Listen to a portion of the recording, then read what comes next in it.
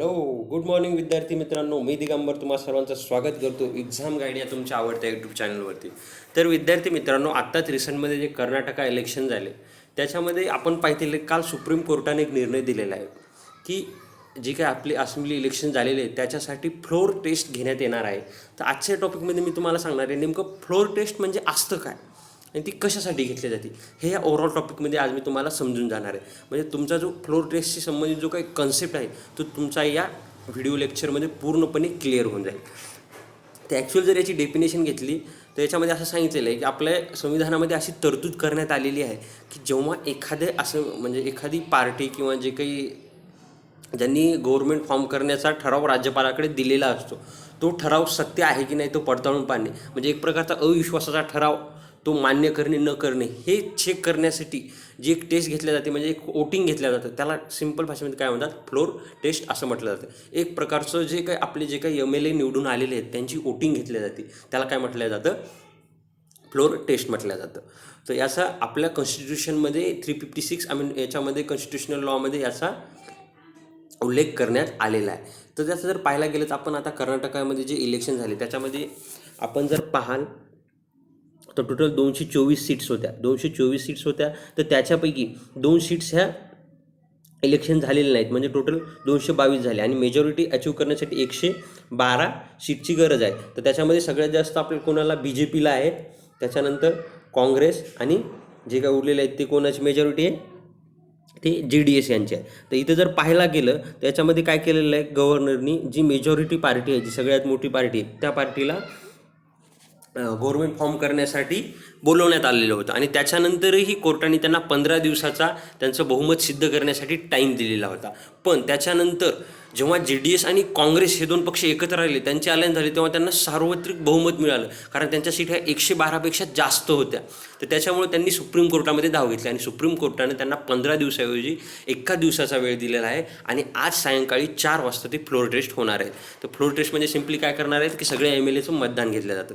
तर याच्यामध्ये आपण जेव्हा निवडणूक होतात त्यावेळेस गव्हर्नमेंट कोण कोण फॉर्म करू शकतं, जेव्हा की एखाद्या पार्टी असतात ज्या एकत्रित येतात, काँग्रेस शिवसेना म्हणा, BJP शिवसेना म्हणा, ज्यांची अलायन्स होते म्हणजे त्यांची संयुक्त युती होते ती पार्टी, किंवा एखादी जी काही सिंगल पार्टी जिला मेजॉरिटी भेटली, जसे की BJPला 2014च्या इलेक्शनमध्ये भेटली तशी पार्टी, किंवा त्याच्यानंतर पोस्ट पोल पार्टीज, म्हणजे आता जर पाहायला गेलं तर काँग्रेस आणि JDS यांनी अलायन्स केलेलं आहे कधी, इलेक्शनच्या नंतर, किंवा post pole alliances of parties, म्हणजे ह्या ज्या एकमेकांच्या ज्या काही हे आहेत अलायन्सेस वगैरे आहेत त्यांनी सर्वांनी मिळून जे राज्यपालाकडे मागणी केलेली असे सरकार फॉर्म करण्याची, तर या 4 प्रकारे ते फॉर्म करू शकतात.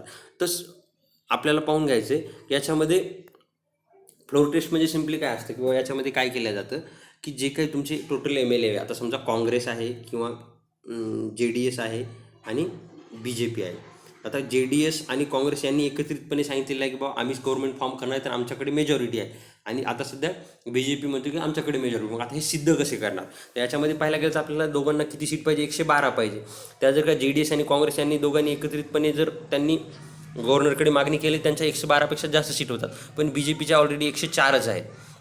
आता इथं जेव्हा इलेक्शन होतं त्याच्यामध्ये काय केलं, तर इलेक्शनने म्हणजे सिम्पली एक तर आपण त्यांना सर्वांना एकत्रितपणे बोलून म्हणजे तोंडी उल्लेखाप्रमाणे एक तर केलं जातं, किंवा गुप्त मतदान म्हणजे आपलं जसं की चिठ्ठ्या टाकून आपले जे जुन्या काळामध्ये मतदान निवडणूक बॅलॉट निवडणूक व्हायच्या त्याच्याप्रमाणे याच्यामध्ये असेंब्लीमध्ये मतदान घेतलं जातं. याच्यामध्ये काय असं सर्व पक्षाचे जे काही JDS आहे, काँग्रेस आहे, BJP यांचे सर्व जे काही MLA आहेत ते तिथं एकत्रित जमा होतात. एक तर त्यांना तोंडी म्हणजे एक तर आपण जसं शाळेमध्ये मेजॉरिटी कधी कधी घ्यायचो किंवा किती जण A साठी तयार आहेत, किती जण B साठी तयार आहेत, त्याचप्रमाणे याच्यामध्ये घेतलं जातं किंवा गुप्त पद्धतीनं मतदान घेतलं जातं. त्याच्यामध्ये 2 मेजर पार्टी, हे 2पैकी एक पक्ष काय करणार आहेत, पार्टी फॉर्म करणार आहेत. या दोघांच्या नावाच्या चिठ्ठ्या टाकल्या जातं, ज्यांचा मेजॉरिटी हा 112पेक्षा जास्त जाईल तो गव्हर्नमेंट काय करणार, आपलं कर्नाटकामध्ये गव्हर्नमेंट स्थापित करणार.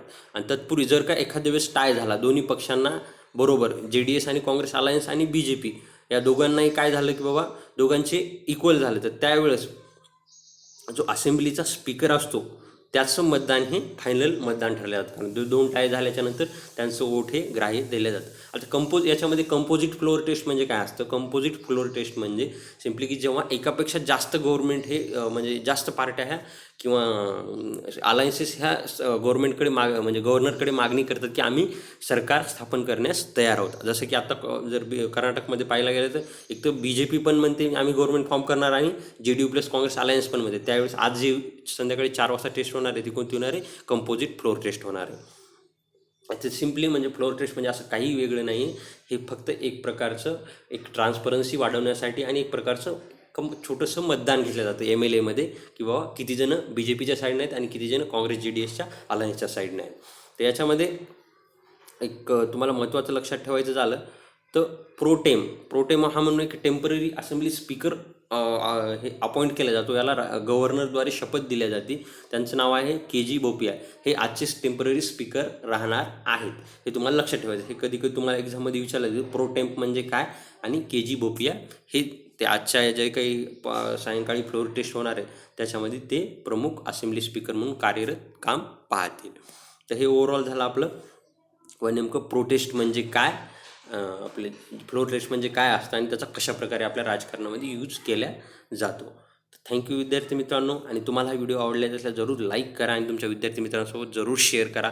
हा कन्सेप्ट तुमच्यासाठी जरीही पाहायला गेलं तर अभ्यासासाठी नाही आहे पण तुमच्या जनरल नॉलेजसाठी आणि असं तुम्हाला जे काही राज्यसेवा विद्यार्थी देतात त्यांसाठी हा खूप महत्त्वाच्या गोष्टी आहेत. या तुम्हाला डिस्क्रिप्टिव्ह पेपरमध्ये याच्यामध्ये लिहिण्यासाठी किंवा निबंध लेखनासाठी किंवा तुमच्या जनरल नॉलेजसाठी खूप महत्त्वाचा टॉपिक आहे. थँक्यू. धन्यवाद.